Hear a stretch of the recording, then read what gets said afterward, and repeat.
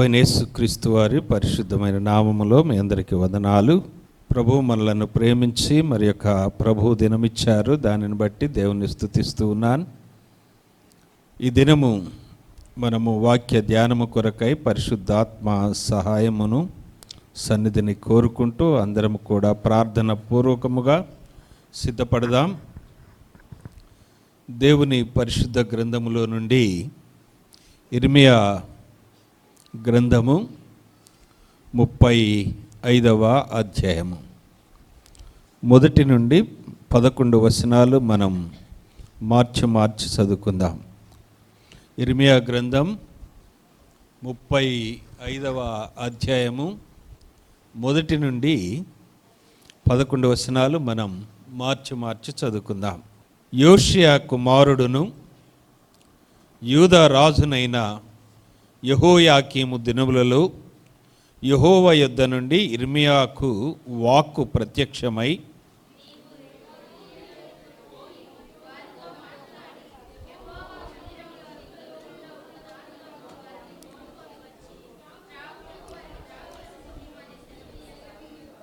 మూడవ వచనం చదువుతున్నాను.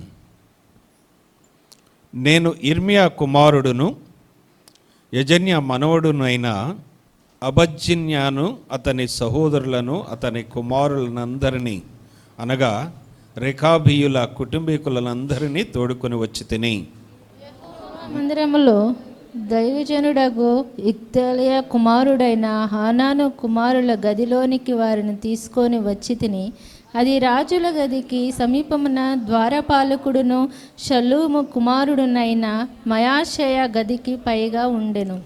నేను రెకాబీయుల ఎదుట ద్రాక్షారసముతో నిండిన పాత్రలను గిన్నెలను పెట్టి ద్రాక్షారసము త్రాగుడని వారితో చెప్పగా, వారు మా పితరుడగు రేకాబు కుమారుడైన యెహోవాదాబు మీరాయనను మీ సంతతి వారైనను ఎప్పుడునూ ద్రాక్షరసము త్రాగకూడదని మాకు ఆజ్ఞాపించిన గనుక మేము ద్రాక్షరసము త్రాగము.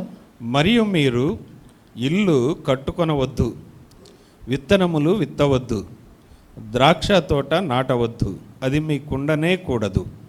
మీరు పరవాసము చేయు దేశములో దీర్ఘాయుష్మంతులగునట్లు మీ దినములన్నీ గుడారములలోనే మీరు నివసింపవలనని అతడు మాకు ఆజ్ఞాపించెను.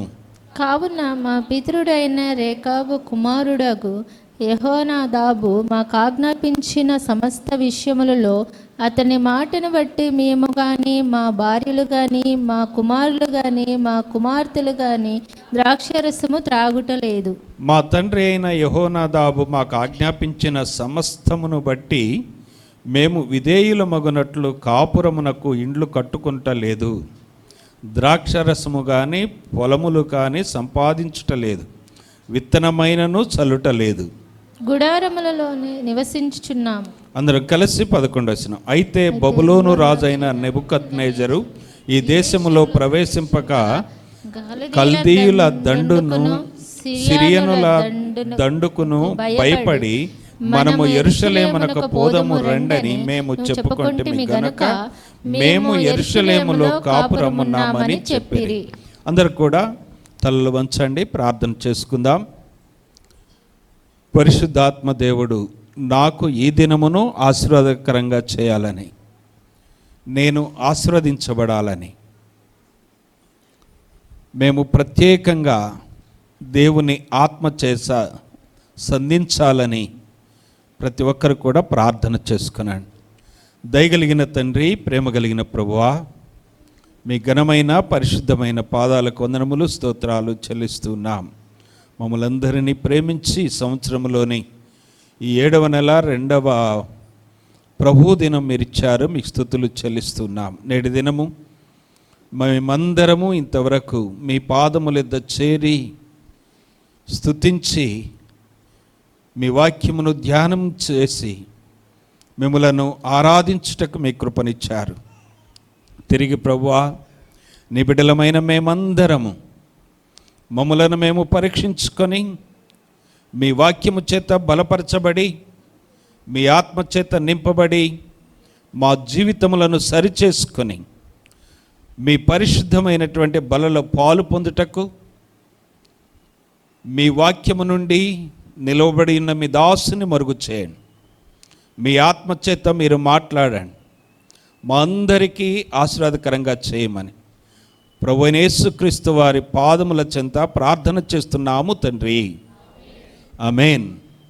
ప్రభునందు ప్రియమైన దేవుని బిడ్డలారా, మనము చదువుకున్నటువంటి యొక్క వాక్య భాగము ఒక చరిత్ర కలిగినటువంటి వాక్య భాగం. ఈ వాక్య భాగములో అద్భుతమైనటువంటి ఆత్మీయమైనటువంటి పాఠం మనము నేర్చుకోవటానికి ఈ దినము పరిశుద్ధాత్మ దేవుడి లేఖన భాగాన్ని మనకిస్తూ ఉన్నారు. అంత మాత్రమే కాకుండా ఈ ఇర్మియా గ్రంథం 35వ అధ్యాయములో ఆనాడు ఇశ్రాయేలీలకు ఒక హెచ్చరికగా, వారి జీవితాలకు పాఠముగా, భవిష్యత్తులో దేవుని బిడ్డలమైన మనందరికీ కూడా ఆత్మీయమైన పాఠము నేర్చుకొని ఆశీర్వదించబడుటకు పరిశుద్ధాత్మ దేవుడు ఈ జీవ గ్రంథములో, దైవ గ్రంథములో ఈ అద్భుతమైనటువంటి సత్యాన్ని ప్రభు మన కొరకు రాసి ఉంచారు. దేవుని సంఘమా, దేవుని యొక్క వాక్యం ఎప్పుడు కూడా మనలను ఆత్మీయంగా బలపరచటానికే దేవుడు మాట్లాడతాడు. దేవుని యొక్క వాక్యం ఎప్పుడు కూడా మనము ఆశీర్వదించబడాలని పరిశుద్ధాత్మ దేవుడు మనలను ఆయన కనిపెట్టి చూస్తూ ఉన్నాడు. ఈ లేఖన భాగములో ఇర్మియా ప్రవక్తకు దేవాది దేవుడు వాక్కు ఇచ్చి ప్రత్యక్షమయ్యి, నీవు వెళ్ళి ఈ యొక్క ఇశ్రాయేలు దేశములో నివసిస్తున్నటువంటి రెకాబీయులు అనేటువంటివి జనమున్నారు. ఈ రెకాబీయులను నీవు నా యొక్క మందిరానికి పిలిపించు, ఆ మందిరములోనికి పిలిపించి నేను నీకేమైతే ఆజ్ఞాపిస్తున్నానో, నేను నీకేమైతే సెలవిస్తున్నానో ఆ ప్రకారంగా చెయ్యి అని ఈ ప్రవక్త అయినటువంటి ఇర్మియాకు దేవుడు ప్రత్యక్షమై మాట్లాడుతూ ఉన్నాడు. ఈ రెకాబీయులు అనేటువంటి ఈ ప్రజలు వారు ఎక్కడి నుండి వచ్చారు అంటే 11వ వచనంలో మనం చూస్తే బబులోను రాజైనటువంటి నెబుకద్నెజరు, అదేవిధంగా 10-11 చదువుదాం చూడండి. 11వ వచనంలో, అయితే బబులోను రాజైన నెబుకద్నెజరు ఈ దేశములో ప్రవేశింపగా కల్దీయుల దండునకును సిరియనుల దండునకును భయపడి, మనము యెరూషలేమునకు పోదుము రండని మేము చెప్పుకొంటిమి గనుక మేము యెరూషలేములో కాపురమున్నామని ఈ రెకాబీయులు ఇర్మియా ప్రవక్తతో మాట్లాడుతూ ఉన్నారు. జరిగినటువంటి ఉద్దేశం, జరిగినటువంటి సంగతి, జరిగినటువంటి ఈ అద్భుతమైనటువంటి ఘట్టం ఈ అధ్యాయమంతటిలో ఒక ప్రత్యేకంగా ఉన్నది. ఈ రెకాబీయులు ఎవరు అంటే, వీరు యాకోబు సంతతికి చెందినటువంటి 12 గోత్రముల వారి యొక్క గోత్రకర్తల్లో నుండి వచ్చినటువంటి వారు కాదు. ఈ రెకాబీయులు ఎవరు అంటే, మోషే మామ అయినటువంటి ఇత్రో వారి యొక్క మరి తెగ, లేకుంటే వారి యొక్క పూర్వీకులుగా మనం చూస్తూ ఉన్నాం.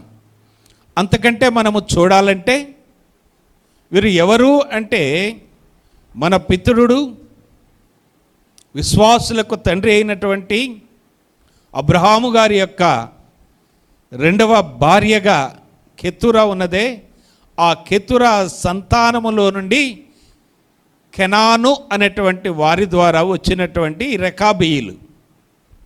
జాగ్రత్త, కొద్దిగా మనసు పెడితే కొంతన్నా అర్థం చేసుకోవటానికి వీలు పడుద్ది. ఈ రెకాబీయులు ఎప్పుడు యెరూషలేమునకు వచ్చారంటే, కల్దీయులు రాజైనటువంటి నెబుకద్నెజరు, సిరియనుల యొక్క దండు, ఈ 2 దేశాల దండు ఆయా రాజ్యాలు జయిస్తూ పట్టుకుంటూ వీరి పట్టణానికి వచ్చినప్పుడు, ఈ యొక్క రెకాబీయులది ఏ పట్టణం అంటే ఖర్జూర చెట్లు కలిగినటువంటి పట్టణము అని దైవ గ్రంథములో వ్రాయబడి ఉన్నది. ఖర్జూర చెట్లు కలిగినటువంటి పట్టణము ఏది అని మనము ధ్యానము చేస్తే, 70 ఈత చెట్లు కలిగినటువంటి స్థలానికి ఐగుప్తులో నుండి ఎర్ర సముద్రము దాటి వచ్చిన తర్వాత చేరినటువంటి ప్రాంతంగా మనం చూస్తాం.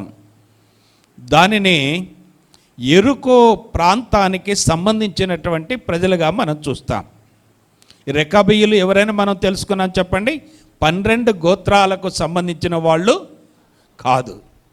మరి ఏ సంతానము?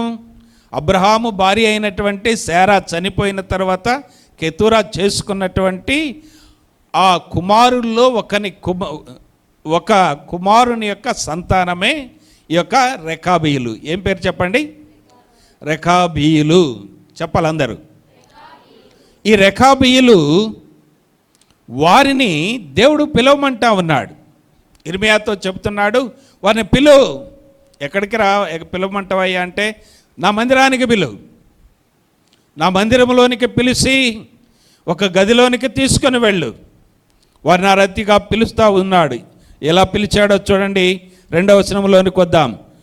నీవు రెకాబీయుల వద్దకు పోయి వారితో మాట్లాడి, యెహోవా మందిరములోని గదులలో ఒక దానిలోనికి వారిని తోడుకొని వచ్చి త్రాగుటకు వారికి ద్రాక్షారసం ఇమ్మని సెలవీయగా నేను అంటున్నాడు ఇర్మియా. అనగా ఇక్కడ ఉన్నటువంటి ఇర్మియా ఆ ఇర్మియా కాదు, ప్రవక్త అయిన ఇర్మియా కాదు. ఈ రెకాబీయుల సంతతిలో ఒక ఇర్మియా. ఇర్మియా కుమారుడును యజన్యా మనవడునైన అబజ్జన్యాను అతని సహోదరులను అతని కుమారులనందరినీ, అనగా రెకాబీయుల కుటుంబీకులందరినీ నేను తోడుకొని వచ్చాను. 4వ వచనం. యెహోవా మందిరములో దైవజనుడగు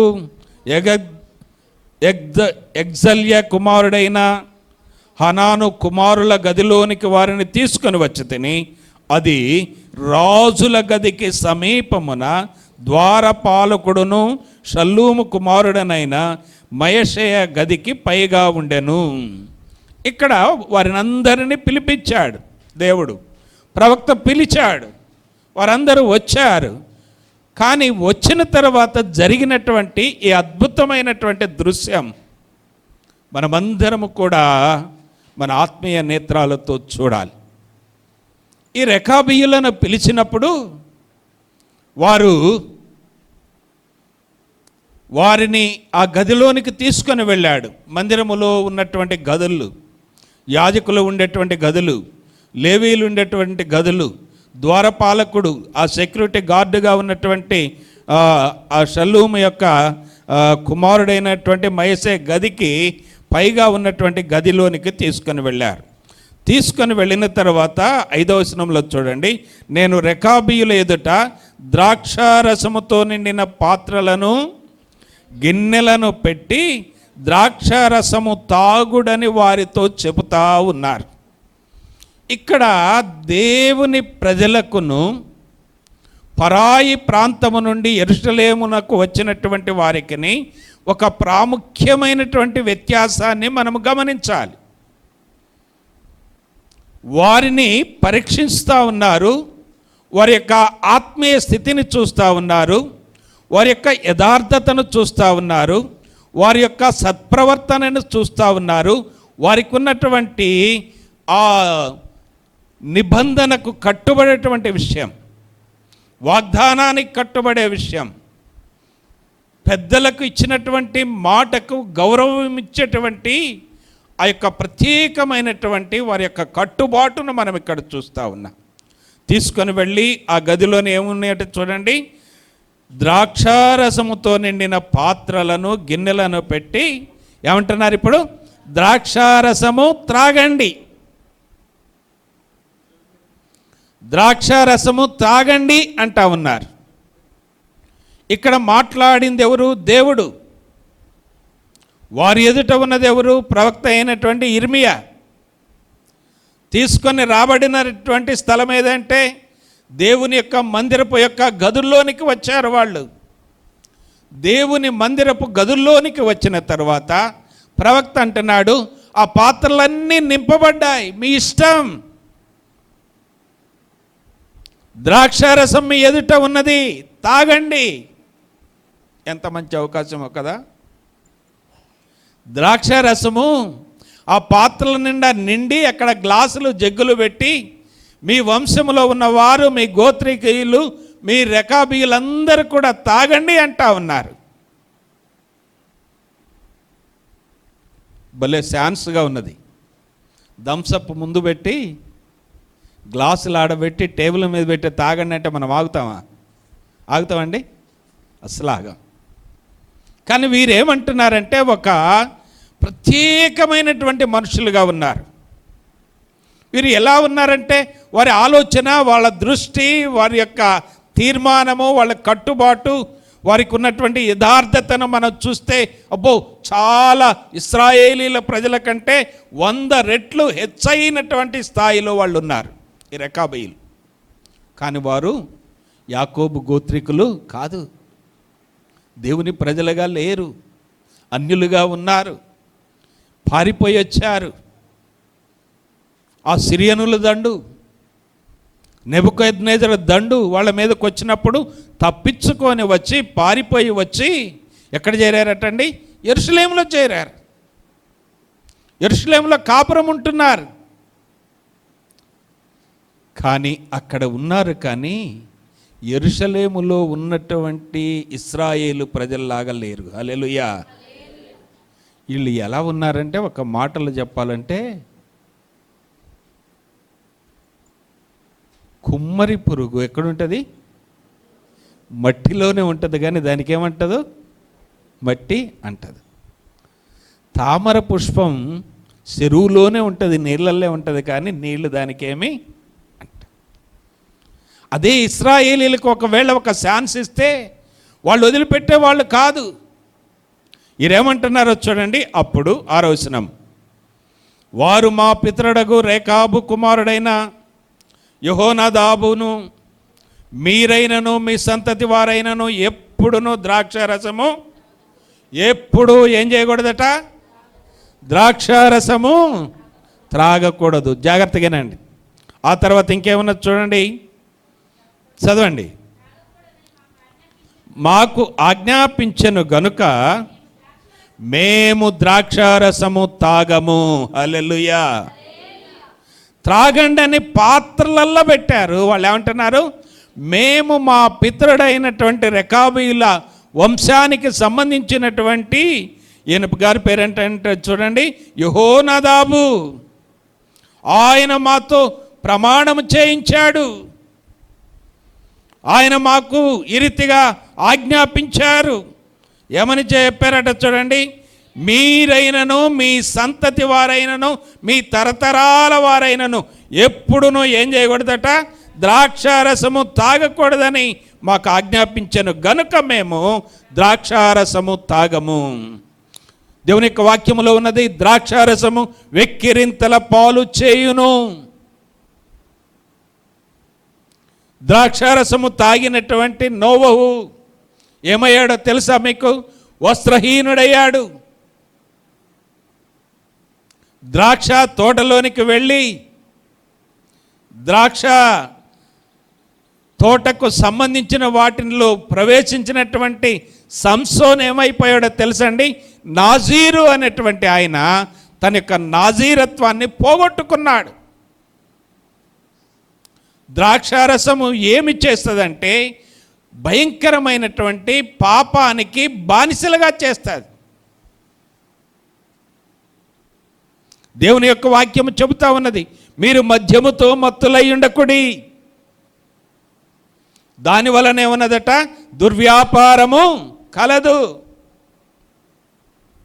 కానీ వీరేమంటున్నారు చూడండి, మేము ద్రాక్షారసము తాగము. ఇంకా 7వ వచనంలో, మరియు మీరు ఇల్లు కట్టుకొనవద్దు. ఏ విత్తనములట? ఆ విత్తనములు విత్తవద్దు, ద్రాక్ష తోట నాటవద్దు, అది మీకుండనే కూడదు అసలు అది రానే కూడదు, మీకుండనే కూడదు. ఇవి ఖచ్చితంగా వారి పితరులు, దేవుడిచ్చిన ఆజ్ఞ కాదండి. మళ్ళీ ఒక సామాన్యమైనటువంటి మానవులు, వారి యొక్క పితరులు రేకాబీయులు, వాళ్ళ యొక్క మాటకి ఎంత విలువిస్తున్నారో చూడండి. ఆ తర్వాత వాళ్ళు ఏం చేశారట, కావున మా పితరుడైన 8వ వచనంలోనికి, రేకాబు కుమారుడగు యెహోనాదాబు మాకు ఆజ్ఞాపించిన సమస్త విషయముల్లో అతని మాటను బట్టి మేము కానీ, మా భార్యలు కానీ, మా కుమారులు కానీ, మా కుమార్తెలు కానీ ద్రాక్షారసము త్రాగుటలేదు. ఆజ్ఞాతిక్రమము పాపము. భార్యలు అన్నందుకు జ్ఞాపకం చేస్తూ ఉన్నాను. మీరేమైనా అనుకోండి, తెలంగాణ కల్చర్, ఈ కరీంనగర్ కొన్ని జిల్లాల వాళ్ళతో, కుటుంబాలతో నాకు స్నేహం ఉన్నది. వాళ్ళు దసరా వచ్చిందంటే, ఏదైనా పండగ వచ్చిందంటే ఏం చేస్తారో తెలుసండి? పురుషులే కాదు, స్త్రీలు కూడా ఏం చేస్తారు? సేమ్ టు సేమ్, ఏం తేడా లేదు. అదేంటంటే మా కేసీఆరే చెప్పాడు, మేము తెలంగాణలో. ఇది భయంకరమైనటువంటి అలవాటు. దైవ గ్రంథంలో మనం చూస్తే అపోస్తుల కార్యం 5వ అధ్యాయములో భార్యాభర్తలు చెడిపోయి మరణించినటువంటి విషయం, అననీయ సపీరాలు. మీకు ఎంతమందికి గుర్తున్నదో, ఒకళ్ళు అబద్ధం ఆడితే భార్య బయటికి పోయింది పొలం అమ్ముకొని బట్టలు తెచ్చుకోవటానికి, బంగారం తెచ్చుకోవటానికి. సంఘములోని ఆనాడు ఉన్నటువంటి పద్ధతిని బట్టి అడిగారు, మీ పొలం ఇంతకే అమ్మారా? ఆనాడు సంఘం యొక్క నిబంధన ఏంటంటే, ఎవరు వారి ఆస్తులు అమ్ముకున్నా అందరికీ ఎలా ఉండాలట? సమిష్టిగా ఉండాలి. వచ్చి అననీయని అడిగారు. 5వ అధ్యాయం మనందరికీ తెలిసినటువంటి వాక్య భాగమే. లేదు, మేము ఇంతకే అమ్మాము. పరిశుద్ధాత్మ దేవుడిని ఎందుకు మోసం చేస్తున్నారని పేతురు అనంగలోనే అననీయ ఏమైపోయాడట? చనిపోయాడు. ఈలోపు చనిపోయిన ఎవరు ఉంచుకుంటారు ఇంట్లో చెప్పండి? ఇలా ఒక ఆయన చనిపోయిండు. మొన్న ఈ మధ్య పేపర్లోని లేకుంటే సోషల్ మీడియాలో వచ్చింది, ఆయనకట 500 కోట్ల ఆస్తి ఉందంట. 1 కోటి కాదు, 100 కోట్లు కాదు, ఎన్ని వందలు? 500 కోట్ల ఆస్తి ఉన్నాయని ఈరోజు చనిపోయి హైదరాబాద్ సిటీలో ఉన్నాడు. దిక్కు లేదు. ఉన్న ఒక్క కొడుకు బైక్ రైడింగ్లో పోయిండు ఓఆర్ఆర్ రోడ్డు మీద. ఇప్పుడు తినే దిక్కు లేదు. 500 కోట్లు ఉన్న ఏమైపోయినాయో తెలవదు. ఎందుకు ఈ విషయం జ్ఞాపకం చేస్తున్నానంటే, భార్య భర్తలు కూడా ఎలా ఉన్నారట వీళ్ళు? మేము కానీ, మా భార్యలు కానీ ఏం తాగం? ద్రాక్షారసము తాగం.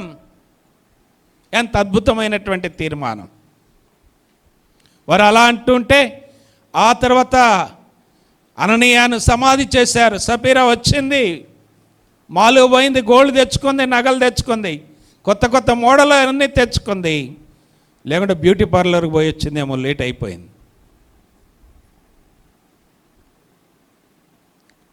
వచ్చేళ్ళకి సపీరా, పేతురు అడుగుతున్నాడు, మీ పొలం ఎంతకు అమ్మారమ్మా? అంతకే అడిగాం, అమ్మాం. అవునా? అవును, అంతకే అమ్మాం.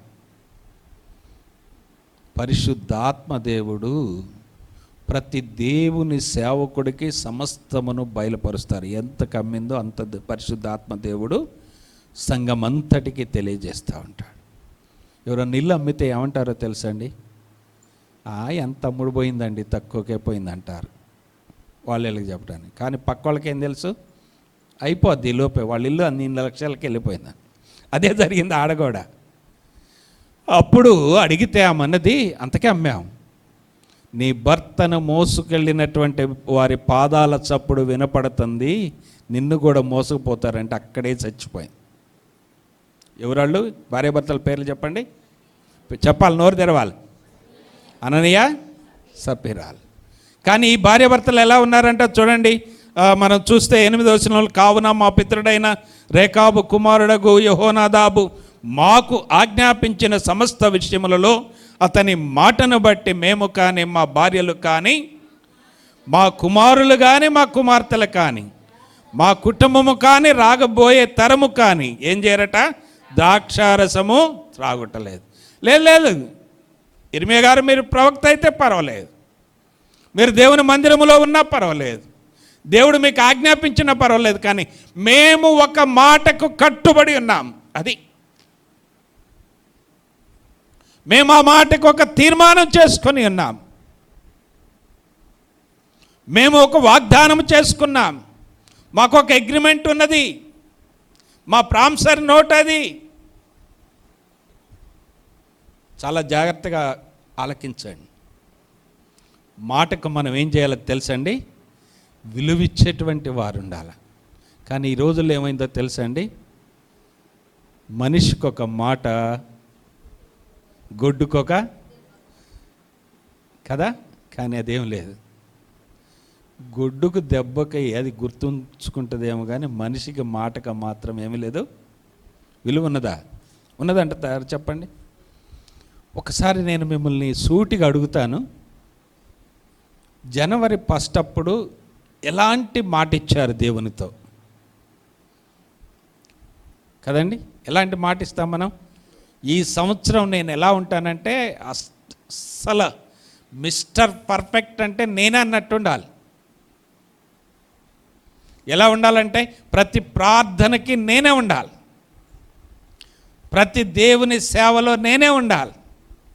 ఇంకొకటి ఏమనుకుంటామో తెలుసా, అసలు ఈ సంవత్సరంలో 2025లో జనవరి 2వ తారీఖు నుంచి మొదలు పెడితే వచ్చిన ప్రతిరోజు దాంట్లో కానుక మొదటి నుంచి నేను కరెక్ట్గా తీస్తాను అనుకుంటాం. ఏం చేస్తాం? ప్రతిరోజు తీద్దాం అనుకుంటాం. ఆలోచనలు వస్తాయి, రకరకాలు వస్తాయి. ఆ రోజు అసలు అబ్బో, ఆ న్యూ ఇయర్ యొక్క మామూలుగా ఉండదు. ఆ నైట్ అంతా, ఆ నైట్ కానీ ఆ రోజు కానీ ఆ ఎమోషన్ అనొద్దాం, ఒకవేళ ఆత్మీయత, ఆ రోజు యొక్క పరిశుద్ధత, ఆ రోజు యొక్క ఉత్సాహము, దేవుడు నన్ను ఒక కొత్త సంవత్సరంలో తీసుకొని వచ్చాడు, ఇక నేను ఎలా ఉండాలంటే పరిశుద్ధంగానే ఉండాలని తీర్మానం చేసుకుంటాం కదా. కానీ ఫిబ్రవరి వచ్చిందనుకోండి, ఒక నెల పోయి మంగళవారం ప్రార్థనలు పోతాయి కదా, శుక్రవారం ప్రార్థనలు పోతాయి, స్త్రీల మీటింగ్ పోతాయి, ఆదివారం సెకండ్ మెసేజ్కి వస్తాం, అంతేనా? కానీ వీళ్ళు అలాంటి వాళ్ళు కాదండి. వీరు క్రైస్తవ జనాంగంగా లేరు, దేవుడి దగ్గర మాట ఇవ్వలే, అన్యులుగా ఉన్నారు. రెకాబీయులు వీళ్ళు, ఇశ్రాయేలు గోత్రికులు కాదు. అయినా కూడా వాళ్ళు ఏం చేస్తున్నారంటే, మేము మా పెద్దలకు మాట ఇచ్చాము. ఎవరికంటే చెప్పండి, రెకాబీయుల వంశస్థుడైనటువంటి యెహోనాదాబు మాకు ఆజ్ఞాపించిన సమస్త విషయములలో అతని మాటను బట్టి అంతే. ఏం చేశారంటే చెప్పండి, మేము కానీ, మా భార్యలు కానీ, మా పిల్లలు కానీ, మా కుమారులు కానీ, మేము ఎవరమైనా కూడా ఆ మాటకు మేము అవిధేయులము కాము అంటున్నారు. విధేయత. ఎందుకు ఇవి జ్ఞాపకం చేస్తున్నానో తెలుసండి. ఆ తర్వాత ప్రవక్త ఏమంటాడో తెలుసా, దేవుణ్ణి సన్నిధిలో ఈ విషయాలన్నీ జ్ఞాపకం చేసిన తర్వాత వాళ్ళు కాదంటే కాదు, తాగమంటే తాగం, ముట్టుకోమంటే ముట్టుకో. ఎంత గొప్ప మనసు కదా. ఆ తర్వాత వాళ్ళు చూస్తే జరుగుతున్నటువంటి విషయంలోనికి వద్దాం. వారు ఎలా ఉన్నారో తెలుసండి. ముందుకు వెళితే 14వ వచనం చూద్దాం, చూడండి. 14వ వచనం, ద్రాక్షారసము తాగవద్దని రేకాబు కుమారుడైన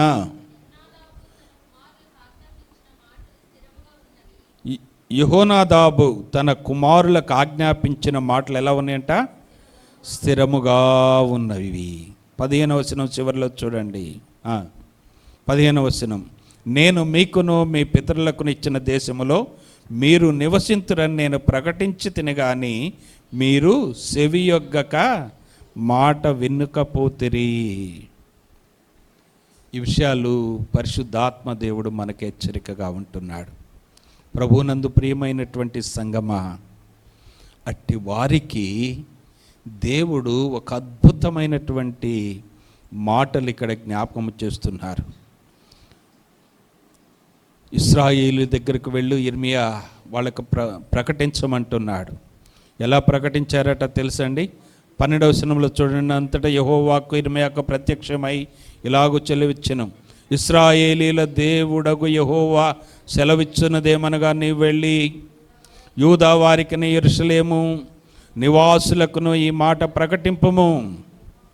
యెహోవాకు ఇదే, మీరు శిక్షకు లోబడి నా మాటలను ఆలకింపరా. ఇదే యెహోవాకు, ద్రాక్షారసము తాగవద్దని నేను ఆ రెకాబీలకు ఇచ్చినటువంటి మాట విషయంలో వాళ్ళు స్థిరముగా ఉన్నారు. 14వ వచనంలోనికి వస్తే, అయితే నేను పెందల కడలేసి మీతో బహు శ్రద్ధగా మాటలాడినను మీరు నా మాట వినకున్నారు. పెందల కడలేసి ప్రవక్త ప్రకటిస్తూ ఉన్నాడు, బజారులో కేకలు వేస్తూ ఉన్నాడు. ఓ ఇశ్రాయేలు జనమా, తీర్పు రాబోతున్నది, మారు మనసు పొందండి, దేవునికి విధేయులు కండి, ప్రభువును వెంబడించండి, అన్ని ఆచారాలు తీసివేయండి, మీలో ఉన్నటువంటి అవిధేయతను వదిలిపెట్టండి, ప్రభువుని వెంబడించండి అని ఇర్మియా ఎంత ప్రకటించినా కూడా వాళ్ళు వినకపోతే, అప్పుడు అన్యజనులకు దేవుడు ఇశ్రాయేలుని అప్పగించితే వాళ్ళు 70 సంవత్సరాలు చెరలోనికి పోయారు. కానీ రెకాబీయులను దేవుడు ఏం చేశాడో తెలుసండి? ఒక్కసారి ఆఖరి వచనానికి వద్దాం. వారికి ఇచ్చినటువంటి ధన్యత ఈనాడు సంఘములో ఉన్న మనందరికీ కూడా దేవుడు ఇస్తూ ఉన్నాడు. ఆఖరి వచనం, లేకుంటే 18 నుండి చదువు చూడండి. మరి ఇర్మియా రెకాబీయులను చూసి ఇట్లనెను, ఇశ్రాయేలు దేవుడును సైన్యములకు అధిపతియగు యెహోవా ఇలాగు సెలవిచ్చుచున్నాడు. జాగ్రత్తగా వినండి. మీరు మీ తండ్రి అయిన యెహోనాదాబు ఆజ్ఞకు విధేయులై అతని విధులన్నిటిని గైకొని అతడు మీకు ఆజ్ఞాపించిన సమస్తమును అనుసరించుతున్నారు. కాబట్టి దేవుడు మాట్లాడుతున్నాడు, కాబట్టి ఇశ్రాయేలీల దేవుడనగు సైన్యములకు అధిపతియగు యెహోవా ఇలాగు సెలవిచ్చుచున్నాడు. అందరు చదువుదాం, అందరు చదవండి ఆ మాట. నా సన్నిధిలో నిలుచుటకు రెకాబు కుమారుడైన యెహోనాదాబుకును సంతతికి వాడు ఎన్నడును ఉండక మానడు. హల్లెలూయా. ఎక్కడుంటారంటే అండి వాళ్ళు?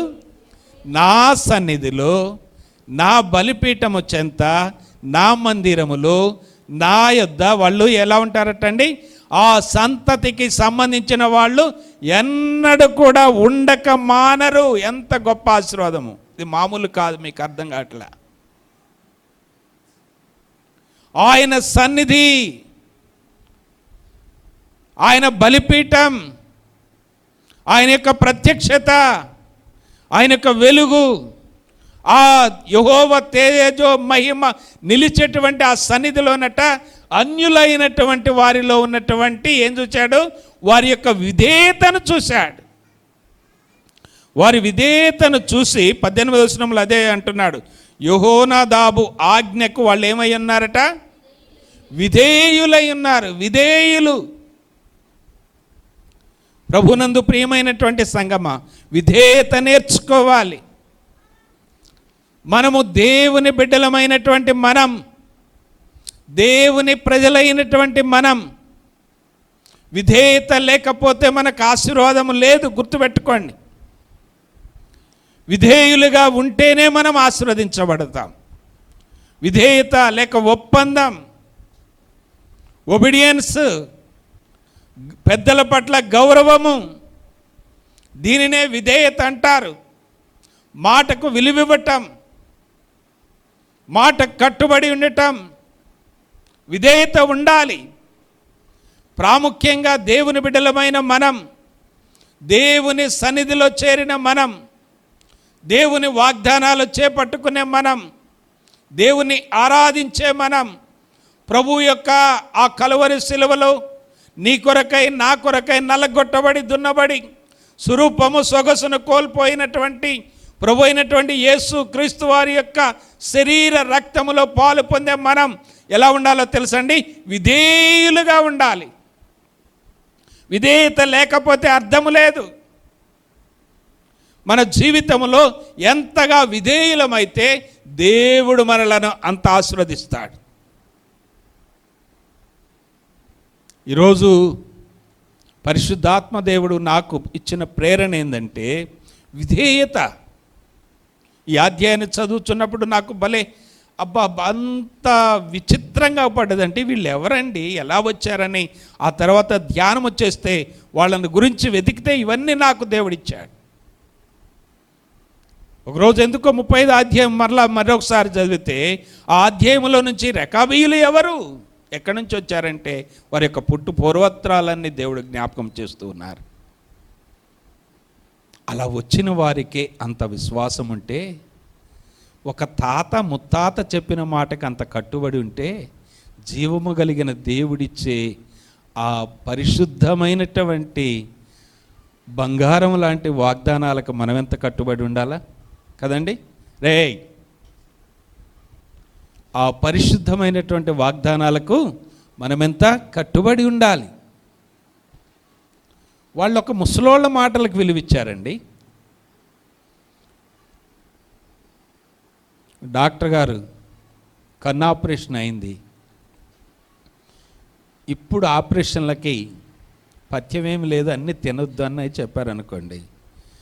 ఆ ఎవరో పక్కమట ముసలమ్మో ఇంకెవరో కన్ను ఆపరేషన్ చేయించుకున్నాము వచ్చిందనుకోండి, నువ్వు గోంగూర తినొద్దు, ఎండి చేపలు తినొద్దు అంటే డాక్టర్ కంటే వీళ్ళ మాటే నమ్మొద్దు కదా? అవునగా చెప్పండి.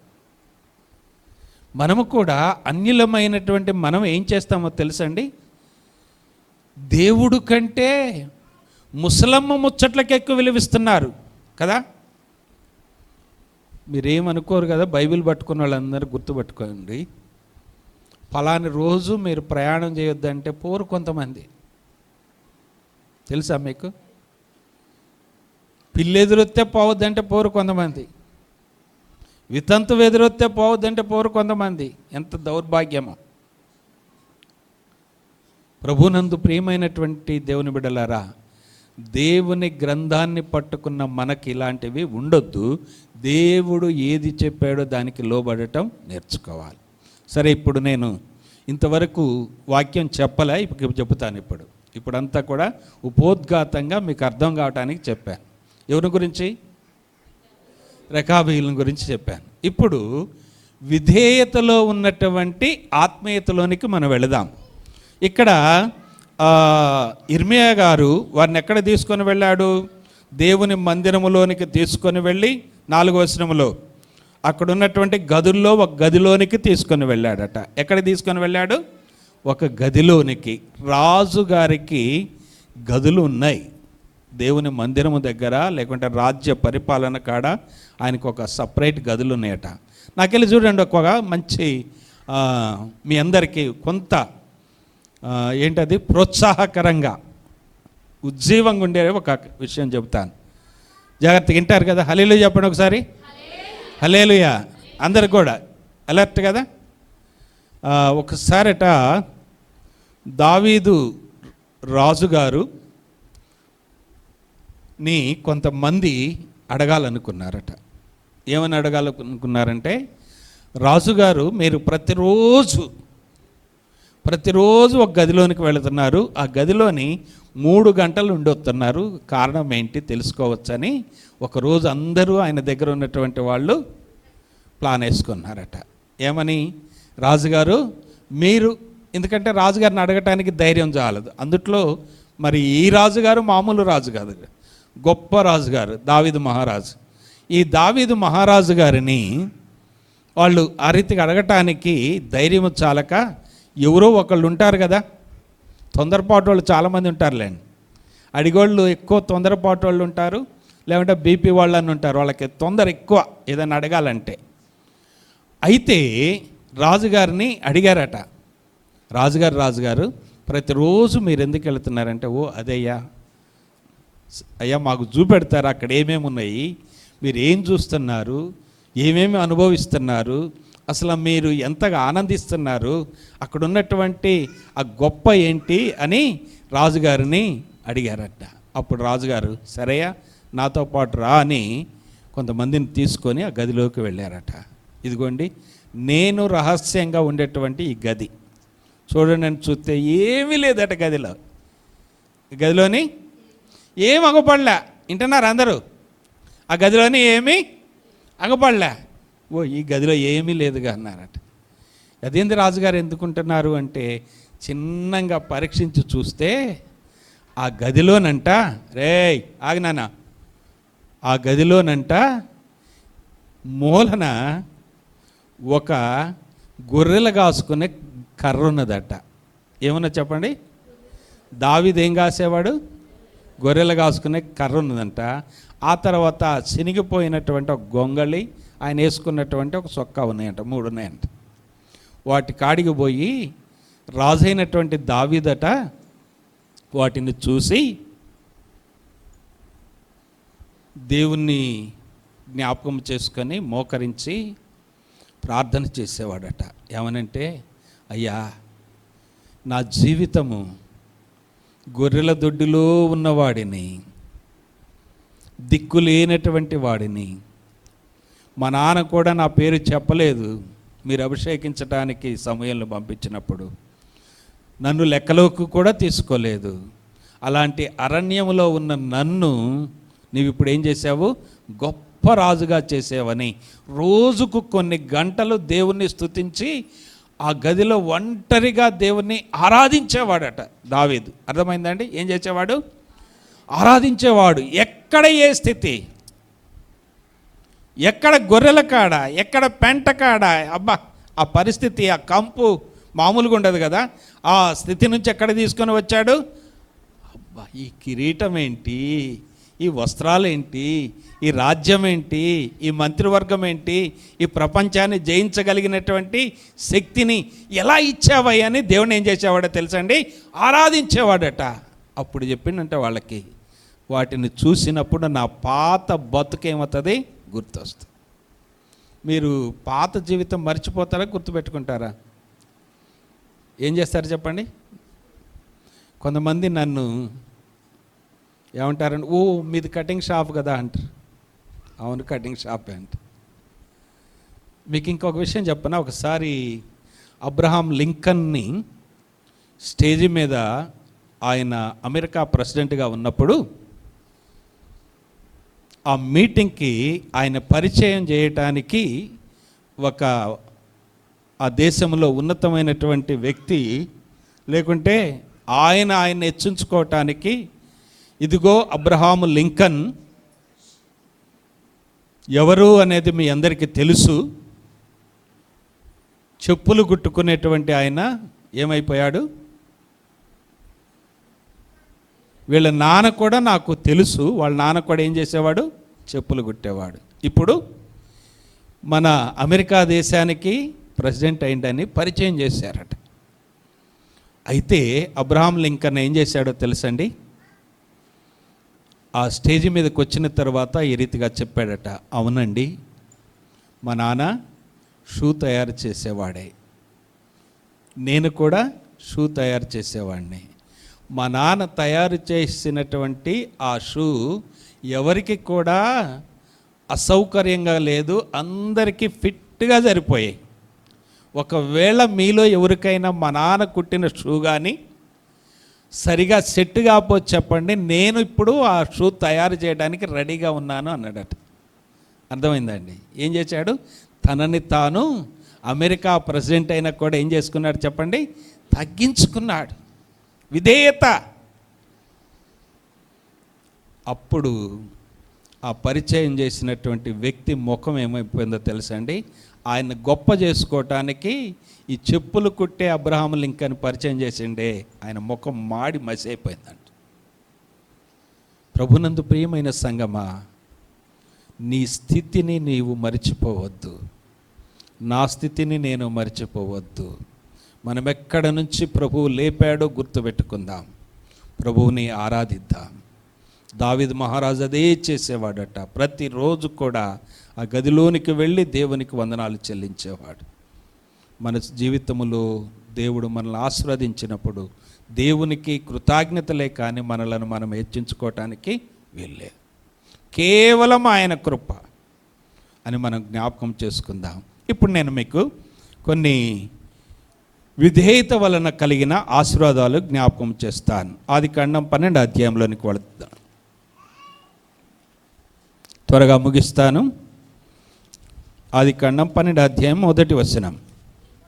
యెహోవా నీవు లేచి నీ దేశము నుండి, నీ బంధువుల యుద్ధ నుండి, నీ తండ్రి ఇంట నుండి బయలుదేరి నేను నీకు చూపించు దేశమునకు వెళ్ళుము. నిన్ను గొప్ప జనముగా చేసి నిన్ను ఆశీర్వదించి నీ నామమును గొప్ప చేయుదును. నీవు ఆశీర్వాదముగా ఉందువు.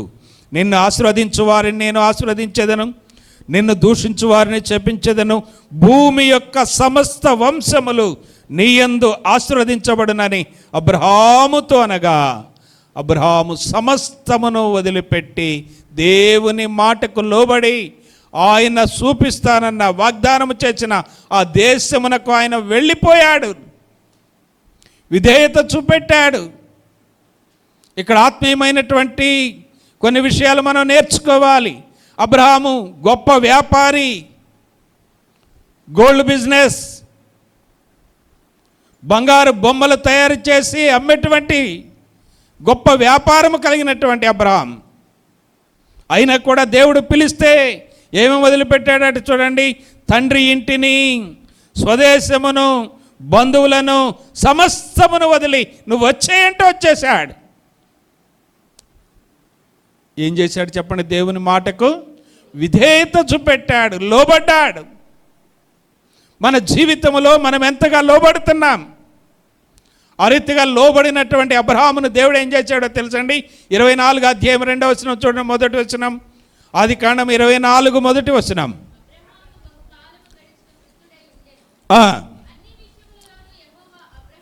అన్ని విషయములలో మామూలు కాదు, అన్ని విషయములో యెహోవా అబ్రహామును ఏం చేశాడట? ఆశీర్వదించాడట. హల్లెలూయా. లోబడితే ఆశీర్వాదం, లోబడకపోతే చాలా నష్టం. గుర్తుపెట్టుకోండి, నువ్వెంతగా లోబడితే అంతగా వర్ధిల్లుతావు. ఎంతగా లోబడితే దేవుడు నిన్ను అంతగా హెచ్చిస్తాడు. ఎందుకు ఈ వాక్యాలు జ్ఞాపకం చేస్తున్నానంటే, ఆ రెకాబీయులు ఏం చేశారో తెలుసా అండి? లోబడ్డారు. దేవుడు ఏమిచ్చిండు వాళ్ళకి? నా సన్నిధిలో వాళ్ళ వంశములో ప్రతి వాడు కూడా ఉండవలసిందే. ఆశీర్వాదం, ఎంత గొప్ప ఆశీర్వాదం!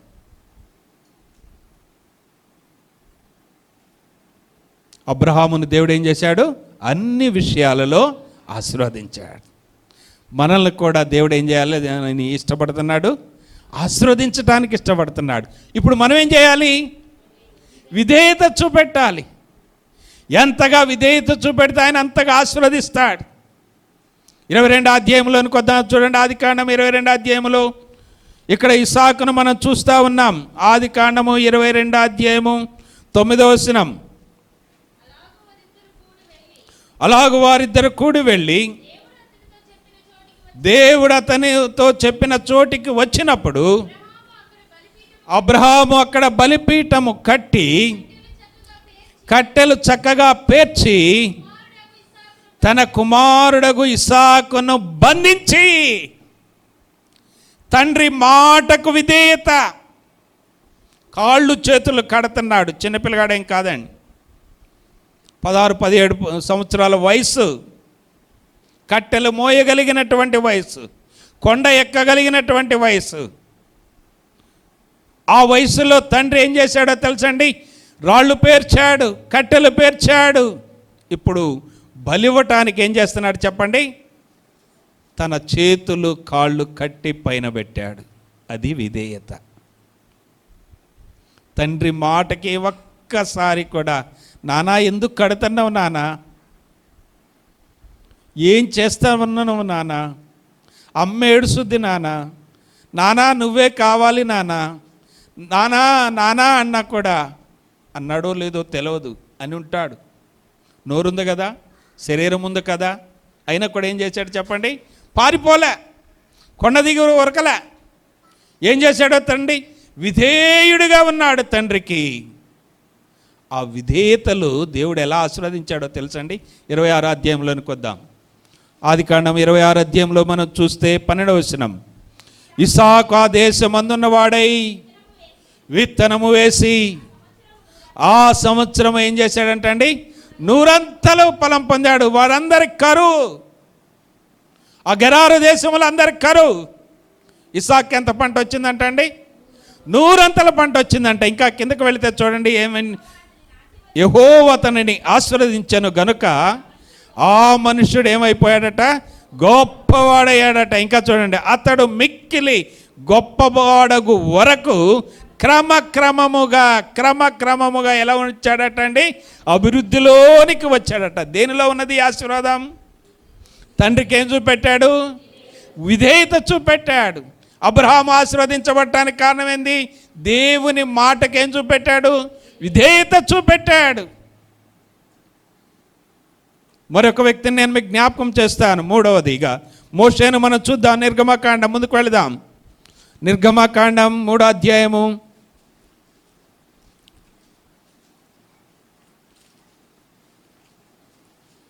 3వ అధ్యాయం ప్రారంభంలో మనం చూస్తే అక్కడ మండుచున్నటువంటి పొదను మనం చూస్తాం. ఆ పొదలో దేవుడు ప్రత్యక్షమవుతూ ఉన్నాడు. ప్రత్యక్షమై దేవుడు మాట్లాడుతూ ఉన్నాడు. ఆ మాటకు విధేయుడైనటువంటి మోషే, చూద్దాం చూడండి 10వ వచనం, 3వ అధ్యాయం 10వ వచనం, కాగా రమ్ము. చాలండి, కాగా రమ్ము. దేవుని మాటకు విధేయత, దేవుని మాటకు తగ్గింపు, దేవుని మాటకు లోబడుట. ఎంతగా మోషే దేవుని మాటకు లోబడ్డాడో మనం చూస్తే హెబ్రీయులకు రాసినటువంటి పత్రిక 11:24లో చూడండి. అక్కడ అద్భుతమైనటువంటి లేఖన భాగం ఉంటుంది. మోషే పెద్దవాడైనప్పుడు విశ్వాసమును బట్టి ఐగుప్తు ధనము కంటే క్రీస్తు విషయమైన నింద గొప్ప భాగ్యమని ఎంచుకొని అల్పకాలము పాప భోగము అనుభవించుట కంటే దేవుని ప్రజలతో శ్రమ అనుభవించుట మేలని ఎంచి, ఆ తర్వాత కిందకు వెళదాం. ఏలయనగా అతడు ప్రతిఫలముగా, ఇది చూడండి, ఏలయనగా అతడు ప్రతిఫలముగా కలగబోవు బహుమానమునందు అతడు ఏం చేశాడట? దృష్టి ఉంచుతా ఉన్నాడు, తగ్గించుకున్నాడు. ఏమి చూస్తున్నాడంటే ప్రతిఫలము రాబోతున్నది. ఎంత నమ్మకంగా ఉన్నాడంటే, హెబ్రీయులకు రాసిన పత్రిక 3వ అధ్యాయంలో మనం చూస్తే మోషే దేవుని ఇల్లంతటిలో కూడా ఎలాంటి వాడట? నమ్మకమైనటువంటి వాడుగా ఉన్నాడు. విధేయతలో ఆశీర్వాదం, విధేయతలో గొప్ప కార్యములు, విధేయతలో ఘనకార్యాలు, విధేయతలో సముద్రం పాయలైపోయింది, విధేయతలో కర్ర పైకెత్తితే అబ్బా మన్నా కూర్చిపోయింది, విధేయతలో ఆయన కర్ర పైకెత్తితే ఐగుప్తులో 10 తెగుళ్ళు వచ్చేసినాయి. దేనిలో ఉన్న చెప్పండి శక్తి అంతా? విధేయతలో ఉండాలి. మన జీవితంలో కార్యములు జరగట్లేదంటే మనలో విధేయత లేనటువంటి పరిస్థితి ఏదో ఉందో గమనించాలి. ప్రభునందు ప్రియమైనటువంటి సంగమా, మనము విధేయత కలిగి ఉండాలి. ఎంత విధేయత కలిగి ఉండాలంటే నేను మీకు ఒక విషయాన్ని జ్ఞాపకం చేస్తాను. చూడండి, అపోస్తల కార్యము 9వ అధ్యాయంలోనే మనందరికీ తెలిసిన వాక్య భాగం. ఎవరు? అపోస్తల కార్యం 9వ అధ్యాయం చెప్పండి, ఎవరున్నారు అక్కడ? పౌలుగా మారినటువంటి సందర్భం ఒకసారి చూద్దాం. చూడండి, అపోస్తల కార్యము 9వ అధ్యాయములోని లేఖన భాగములోని మనం జ్ఞాపకం చేసుకుందాం. చూడండి, 5వ వచనం చదవండి, లేకుంటే 3వ వచనంలోని, అతడు ప్రయాణము చేయుచు దమస్కు దగ్గరకు వచ్చినప్పుడు అకస్మాత్తుగా ఆకాశము నుండి ఒక వెలుగు అతని చుట్టూ ప్రకాశించను. అప్పుడు అతడు నేల మీద పడి, సౌలా సౌలా, నీవేళ నన్ను హింసించుచున్నావని ఆకాశములో నుండి యేసు ప్రభు పలుకుట వినెను. అంతే, అక్కడికి మనం చదవాల్సింది. ప్రభువా నువ్వు ఎవడవని నేను అడగగా ఆయన, నేను నీవు హింసిస్తున్నటువంటి యేసును. ఆ తర్వాత మనం చూస్తే అతడు ఏమైపోయాడో చూడండి. కిందకు వచ్చిన తర్వాత 9వ వచనంలో లేకుండా 8 చూడండి. సౌలు నేల మీద నుండి లేచి కన్నులు తెరచినను ఏమీ చూడలేకపోయిన గనుక వారు అతన్ని చేయి పట్టుకొని దమస్కలోనికి తీసుకొని పోయిరి. ఆ తర్వాత ఈ వాక్య భాగం అంతా మనం చూస్తే సౌలు పౌలుగా మారక ముందు ఉన్నటువంటిదన్నిటిని వదిలిపెట్టి ఆ దేవుని వాక్యానికి ఏమైపోయాడట? విధేయుడైపోయాడు. చూద్దాం చూడండి 26:12 చూడండి. అపోస్తుల కార్యం 26:12లో ఆ వాక్యం మనకి స్పష్టంగా వ్రాయబడింది. 26:19 కాబట్టి అగ్రిప్పరాజా, ఆకాశము నుండి కలిగిన ఆ దర్శనమునకు నేను అవిధేయుడను కాను. ఎవరినంటే చెప్పండి, విధేయుడను.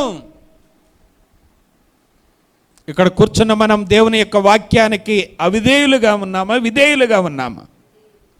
ఒకసారి పరీక్షించుకుందాం.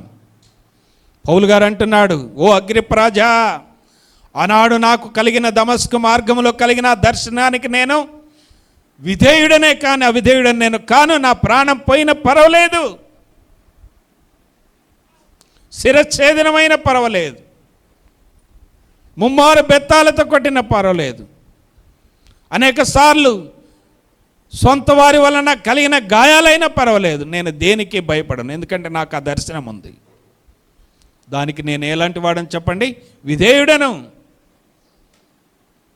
దేవుని సంఘానికి నువ్వు విధేయుడువా అవిధేయుడువా? ఒకసారి పరీక్షించుకో. ప్రభు బలలో పాలు పొందే నీవు విధేయతతో ఉన్నావా అవిధేయతతో ఉన్నావా? పరీక్షించుకుందాం. నేను చివరిగా ముగిస్తానిక మనందరికీ తెలిసిన వాక్య భాగంలోనికి వద్దాం. ఫిలిప్పీ పత్రిక 2వ అధ్యాయం 8వ వచనం, 2:8 ముగిస్తాను. అందరికీ పరిచయమైనటువంటి వాక్య భాగం. మరియు అందరం చదువుదామండి. 2:8 మరియు ఆయన ఆకారమందు మనుష్యుడిగా కనబడి మరణము పొందునంతగా, అనగా శిలువ మరణము పొందునంతగా విధేయత చూపిన వాడై తన్ను తాను తగ్గించుకొనెను. ఆయన ఏం చూపెట్టాడంటండి? విధేయత. విధేయత తగ్గించుకున్నాడు, తన్ను తానే తగ్గించుకున్నాడు. శిలువ మరణము పొందునంతగా విధేయత చూపెట్టాడు. మన ప్రభు అయినటువంటి యేసుక్రీస్తు వారిని మనం జ్ఞాపకం చేసుకుందాం. విధేయతకే అర్థము చెప్పినటువంటి విధేయుడాయన. ఇంకెవరు చెప్పలేరు, అంతగా మంచిగా అర్థమయ్యే రీతికి ఇంకెవరు చెప్పరు. విధేయత అంటే ఆయనే. ఎవరో తెలుసండి? ఆయన బొచ్చు కత్తిరించు వాని ఎదుట ఏంటిదట? గొర్రె మౌనముగా ఉండునట్లు ఆయన విధేయత చూపెట్టాడు. శిరస్సుపై ముళ్ళ కిరీటం పెట్టేటప్పుడు విధేయత, చేతులలో మేకుల్లో విధేయత, పాదాల్లో మేకుల్లో విధేయత, శరీరం అంతా దున్నబడినప్పుడు విధేయత. ఆయన విధేయత చూపెట్టాడు. ఎవరి కొరకు చెప్పండి? మనందరి కొరకు ఆయన విధేయత చూపెట్టాడు. ఎంత విధేయత అంటే, యేసు ప్రభువారు నీ కొరకు నా కొరకు ఈ భూలోకానికి రాకముందు మనలందరినీ రక్షించటానికి ఉత్తర దిక్కునున్నటువంటి సభా పర్వతమని యోబు గ్రంథములో 23వ అధ్యాయంలో మనం చూస్తాం. ఆ సభా పర్వతం మీదట గొప్ప మీటింగ్ జరిగిందంట. ఆ మీటింగ్లోని ఆదాము కాలము నుండి పడిపోయినటువంటి మానవుల్ని ఎవరు రక్షిస్తారు అని అందరూ కలిసి మీటింగ్ పెట్టారట. దేవుడు ఉన్నాడు. దేవుని యొక్క కెరాపులు, సెరూపులు, దూతలు, ఆరాధించేవారు అందరూ కలిసి మీటింగ్ పెట్టినప్పుడు ఈ మానవులను రక్షించడానికి ఎవరు భూమి మీదకి వెళతారంటే, అప్పుడు ఆయన అన్నాడట, ఎవరు వెళతారంటే ఎవరు వెళ్ళలేరట. ఎందుకు వెళ్ళట్లేదంటే, అక్కడికి వెళితే నీ ముఖం మీద ఏం చేస్తారో తెలుసా? ఉమ్మూస్తారు. ఆ దృశ్యమంతా చూపెట్టారట. ఎందుకు వెళ్ళలేదో తెలుసా? అందరూ ఎందుకు వెళ్ళారో తెలుసండి? నీ యొక్క తలపైన ముళ్ళ కిరీటం పెడతారు, నీ శరీరములో కొన్ని వందల గాయాలు అవుతాయి, వందల గాయాలు. ఈ మధ్య ఒక రీసెర్చ్ చేశారట, యేసు ప్రభు శరీరం మీద 4000 కంటే ఎక్కువ గాయాలు ఉన్నాయంట. 4000 కంటే ఎక్కువ ఉన్నాయంట గాయాలు. నానా ఆగమ్మ, అన్ని గాయాలు పొందటం నీకు ఇష్టమేనంటే ఎవరు కూడా ఇష్టపడలేదట. అప్పుడు యేసయ్య అన్నాడట, నా ప్రజలను, నా బిడ్డలను, నా స్వరూపము, నా పోలిక, నా జీవాత్మ కలిగినటువంటి నా బిడ్డలను ఎవరు రక్షిస్తారు? నేనే రక్షిస్తానని ఆయన పరలోకము నుండి భూలోకానికి తన్ను తాను రిక్తుడిగా చేసుకొని ఈ లోకంలో జన్మించాడు. హల్లెలూయా చెప్పండి, హల్లెలూయా. ఆ యేసయ్య ఏం చూపెట్టాడు చెప్పండి?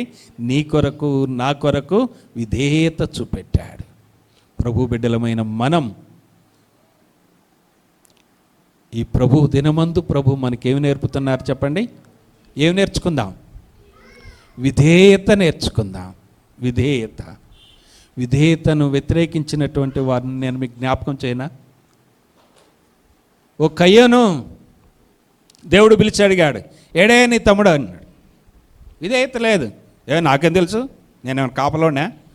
నాకు తెలియదు, మన భాష ఇదే కదా. అదేంది కయ్యను, మీరిద్దరు సొంత అన్నదమ్ములు కదా, ఆది మానవుల యొక్క మొదటి కుమారులు కదా, నీ తమ్ముడేడంటే, నా తమ్ముడు నాకేం తెలుసు, నేనేమన్నా కాపలావాడినా? మనం కూడా కొన్నిసార్లు మీ తమ్ముడు చర్చికి రాలేదంటే, ఏమో వాడు నా మాట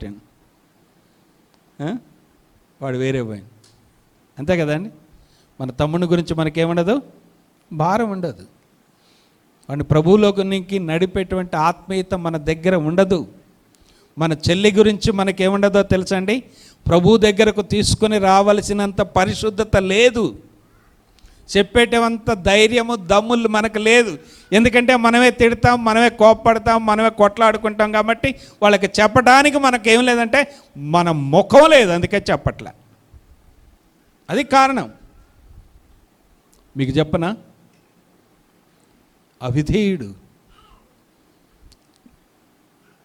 ప్రవక్త చెప్పాడు, ప్రజలందరూ చెప్పారు, యెహోషువ చెప్పాడు, యెరికో పట్టణములు ఏది తీసుకొని రావద్దన్నాడు.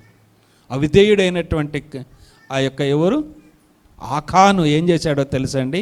బంగారపు చిన్న కమ్మి సీనారు వస్త్రం కొరకు ఆశపడి తెచ్చుకొని ఎక్కడ పెట్టుకున్నాడు? డేరాలో పెట్టుకున్నాడు. అవిధేయుడైపోయాడు. ఏమైపోయిందో తెలుసండి అవిధేయత వల్ల? ఆకాను భార్య, ఆకాను కుటుంబము, గొడ్లు, వారికి కలిగిన సమస్తము, ఆ డేరా మొత్తము తీసుకొని వచ్చి ఆ కోరు లోయలో పెట్టి 20 లక్షల మంది రాళ్ళు పట్టుకొని వారి మీద విసిరితే చచ్చిపోయారు, కుప్పయ్యారు. తెలుసా మీకు దేనివల్ల కలిగింది? అవిధేయత. ఇంకొక విషయం నేను మీకు జ్ఞాపకం చేస్తాను. ఎలీషా దగ్గర అబ్బా ఎన్ని అద్భుతాలు చూశాడో, ఎంత గొప్ప పరిచర్య చూశాడో. నీ కళ్ళు తెరిచుడు, చుట్టూ ఎవరు ఉన్నారు? అగ్ని రథాలు ఉన్నాయి. అలాంటి గెహజీ నయమాను గుడ్డల కొరకు, పాత గుడ్డల కొరకు ఆశపడి పోతే ఏమొచ్చిందో తెలుసండి? అవిధేయత వలన నయమానుకు కలిగిన కుష్టు నీకు, నీ కుటుంబానికి స్థిరంగా ఉంటుంది తరతరాలకు అన్నాడు దేవుడు. దీనివల్ల వచ్చింది చెప్పండి? అవిధేయత. అబ్రహాము విధేయత ఏమొచ్చింది? ఆశీర్వాదం వచ్చింది. ఇస్సాకు విధేయత మనకేమి నేర్పింది? అబ్బా 100 రెట్లు పంట సమృద్ధిగా అంచెలంచెలుగా అభివృద్ధి చెందుతూ వచ్చాడు. మోషే విధేయత ఏం నేర్పింది మనకి? అనేకమైన అద్భుత కార్యాలు చేసింది. దేవుని ఇంటిలో నమ్మకంగా ఉన్నాడు, గొప్ప కార్యాలు చేస్తూ వచ్చాడు. పౌలు గారి విధేయత ఏం చేసిందో తెలుసండి? ప్రజలందరి కొరకు ప్రాణం పెట్టడానికి కూడా పరిచర్య చేశాడు. మన ప్రభు అయినటువంటి యేసుక్రీస్తు వారి యొక్క విధేయత మనకి పరలోకాన్ని ఇచ్చింది. హల్లెలూయా చెప్పండి. మన ప్రభు అయినటువంటి యేసుక్రీస్తు వారి విధేయత మనకేమిచ్చింది? పరలోకాన్ని ఇచ్చింది. ఆ పరలోకములో ఉండాలంటే ఈ ప్రభు బలాలు ఎలా పాలు పొందాలో తెలుసండి? పరిశుద్ధంగా పాలు పొందాలి. నీ నోరు, నీ మాట, నీ చూపు, నీ ఆలోచన అన్నీ సరి చేసుకోవాలి. లేదా ఆకాను అయిపోతావు, లేదా గెహజీ అయిపోతావు, లేదా కయ్యూనులాగా దేశ దిమ్మరి అయిపోతావు అంతే. కనుక ప్రభువునందు ప్రియమైన సంగమా, మనమందరము కూడా ఎలా ఉందని చెప్పండి. ఎవరట వాళ్ళు? ఎలా ఉన్నారు వాళ్ళు చెప్పండి? రేఖాబీయులు. ఎంత గొప్పవాళ్ళు కదండి. మనకి ఆత్మీయ పాఠం అన్యులు నేర్పుతున్నారు. అందుకని యేసయ్య అంటున్నాడు, గాడిదతో బుద్ధి చెప్పించుకున్న బిలాం అంటాడు. గాడిదతో బుద్ధి చెప్పించుకోవాల్సిన స్థితి వచ్చింది. ఎందుకు? అవిధేయుడు. భయంకరమైనటువంటి పరిస్థితి. మన జీవితంలో మనం ఎలా ఉందాం చెప్పండి? దేవుని మాటకు ఎలా ఉందాం? విధేయులం అవుదాం, ఆశీర్వదించబడదాం. దేవుడు ఈ మాటలు దీవించునుగాక. అందరు కూడా మోకరించండి, తలలు వంచండి, ఒకసారి ప్రార్థన చేసుకుందాం. దేవుని సన్నిధిలో ప్రభు బల్ల ఎదుట మనం పశ్చాత్తాపడదాం. అయ్యా, నా జీవితంలో నీ సన్నిధికి రావటానికి నేను ఇంకా విధేయుడిగా ఉన్నాను, నాకు అవిధేయత నేర్పండి.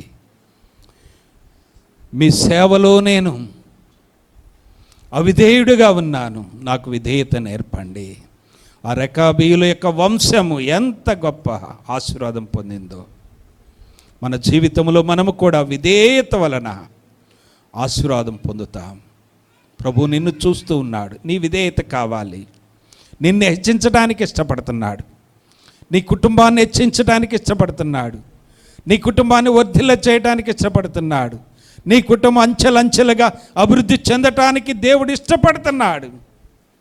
నీకు కలిగిన ప్రతి దాంట్లో, ప్రతి ఒక్క సమస్తములో ఎంత విధేయతగా ఉంటున్నా, నీ మాటలో విధేయత, నీ చూపులో విధేయత, నీవిచ్చే సమాధానముల విధేయత ప్రభు చూస్తూ ఉన్నారు. ఎంత విధేయతగా ఉన్నావు ఒక్కసారి పరీక్షించుకోవాలి. ప్రభు బల దగ్గరకు వస్తూ ఉన్నాం, బలలో పాలు పొందే మనం పరీక్షించుకుందాం. అది అవిధేయులుగా ఉండమాకండి, నష్టపోతాం. ఆశీర్వాదాలు పోతున్నాయి, ఇప్పటికే పోయినాయి. ప్రభు మనల్ని ఆశీర్వదించడానికి ఇష్టపడతా ఉన్నారు. మన బిడ్డలను దీవించాలంటే ఆ రెకాబీయుల వంశము వారు నిత్యము నా సన్నిధిలో ఉండాలి. తరతరాలకి దేవుడు ఆశీర్వాదం ఇస్తూ ఉన్నాడు. అబ్రహామును దేవుడు అన్నిటిలో ఆశీర్వదించాడు. నిన్ను కూడా అదే దేవుడు నీ మధ్యలో ఉన్నాడు, నీతో ఉన్నాడు, నీ పక్కనే ఉన్నాడు. పరిశుద్ధ ఆత్మదేవుడు నిన్ను ఆశీర్వదించడానికి. ఒకసారి పరీక్షించుకో, ప్రార్థన చేసుకో. ప్రభువా, నేను విధేయత చూపెడతానయ్యా. నీ వాక్యం చదువుటలో విధేయత, ప్రార్థించుటలో విధేయత, సాక్ష్యాన్ని కాపాడుకొనుటలో విధేయత, నా పొరుగు వారిని రక్షించట కొరకు ప్రార్థించడానికి విధేయత చూపెడతాను. నీ బలలో పరిశుద్ధంగా పాలు పొందుతాను. నా కష్టార్జితములో నేను విధేయుడనై ఉంటాను మీకు ఇవ్వటానికని మనం పరీక్షించుకొని ప్రార్థనలో పాలు పొందుదాం. దయగలిగిన తండ్రి, మా యేసయ్యా, నీ బంగారు పాదాలకు వందనాలు. మమ్మల్ని అందరినీ ప్రేమించి నేటి ప్రభువు దినమందు ఆ రెకాబీయుల ద్వారా నాయన మాకు నేర్పిన ఈ ఆత్మీయమైనటువంటి పాఠమును బట్టి మీకు వందనాలు. మా జీవితంలో మేము కూడా మాటకు కట్టుబడి, వాగ్దానానికి కట్టుబడి, మీ వాక్యమునకు కట్టుబడి విధేయులమై జీవించుటకు, యోగ్యముగా మీ బలలో పాలు పొందుటకు నీ కృప దయచేయండి. మమ్మల్ని అందరినీ కూడా తరతరము నీ సన్నిధిలో ఉండుటకు నీ కృప దయచేయమని, మమ్ములను మా కుటుంబాలను దీవించమని యేసయ్య నామములో ప్రార్థన చేస్తున్నాము తండ్రి. ఆమేన్.